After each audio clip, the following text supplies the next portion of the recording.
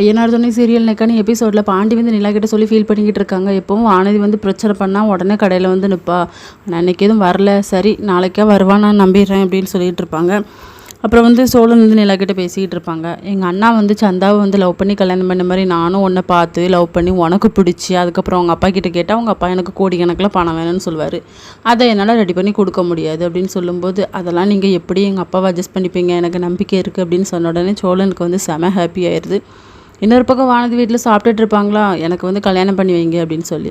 அவன் அண்ணனுக்கு கல்யாணம் ஆனால் தானே நீ கல்யாணம் பண்ணணும்னு சொன்ன, இப்போ என்னடி இப்படி சொல்கிற அப்படின்னு சொல்லும்போது, அவன் எனக்கு வேண்டாம், வேறு மாப்பிள்ளை பார்த்து கல்யாணம் பண்ணி வைங்க அப்படின்னு சொல்லி வீட்டில் இருக்க எல்லாருமே ஹாப்பியாக இருக்குது.